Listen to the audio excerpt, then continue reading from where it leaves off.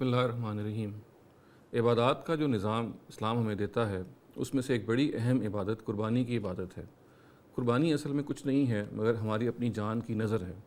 گویا ہم ایک جانور جب اللہ تعالیٰ کی راہ میں قربان کرتے ہیں تو ہم اس چیز کا اظہار کرتے ہیں کہ اے خداوند، آج تو ہم اس جانور کو تیرے آگے قربان کر رہے ہیں، کل اگر ہمیں اپنی جان بھی تجھے پیش کرنی پڑی اور اس چیز کی دائی ہوئی کہ ہماری جان بھی تیرے دین کی سربلندی یا کسی مقصد کے لیے درکار ہے تو ہم اسے دریغ نہیں کریں گے۔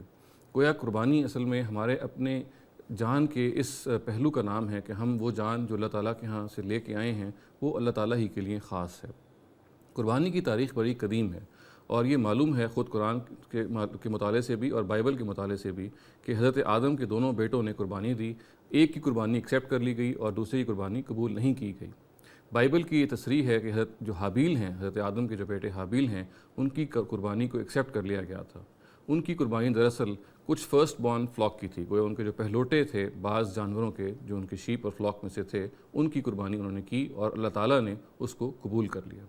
قربانی کی رسم اور یہ عبادت ظاہر ہے کہ بعد میں بھی جاری رہی ہوگی، مگر حضرت ابراہیم کے زمانے میں اس کی پھر غیر معمولی اہمیت ہو گئی۔ یہ معلوم ہے قرآن مجید سے کہ حضرت ابراہیم کو ایک خواب دکھایا گیا جس میں وہ اپنے بیٹے، اپنے عزیز فرزند حضرت اسماعیل کی قربانی کر رہے ہیں۔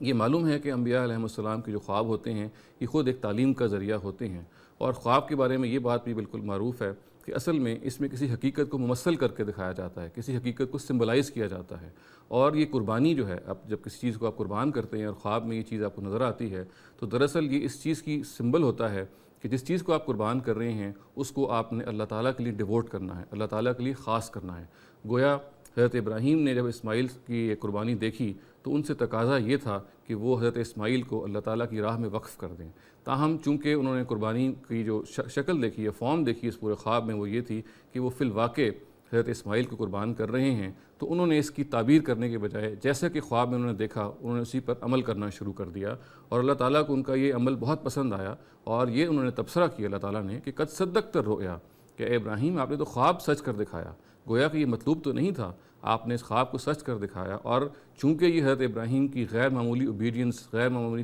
فرما برداری کا ایک بہت بڑا اظہار تھا، تو اللہ تعالیٰ نے اس کو پسند کرتے ہوئے پھر ایک باقاعدہ عبادت کے طور پہ مختلف جنریشنز میں اس کو مشروع کیا، اور تاہم اس کی شکل وہی رکھی کہ یہ ایک آپشنل عبادت ہے، یہ ایک نفل عبادت ہے، اور یہ وہی عبادت ہے جو ہم عید الاضحیٰ کے موقع پر کرتے ہیں اور حج اور عمرہ میں بھی کرتے ہیں۔ جہاں تک قربانی کے مقصد کا تعلق ہے تو یہ اصل میں اللہ تعالیٰ کی شکر گزاری ہے۔ جب ہم کسی جانور کو قربان کرتے ہیں تو ہمیں معلوم ہے کہ ہم تکبیر کہتے ہیں، اور تکبیر خود کیا چیز ہے؟ اللہ تعالیٰ کی بڑائی کا اظہار ہے، اس کی شکر گزاری کا اظہار ہے۔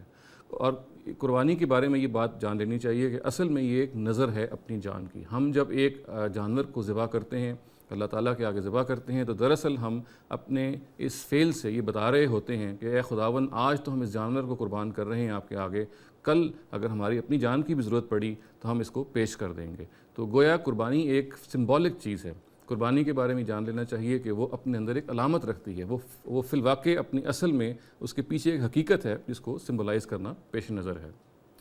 جہاں تک قربانی کی شریعت کا تعلق ہے تو اس میں بھی کچھ باتیں بالکل متعین ہیں۔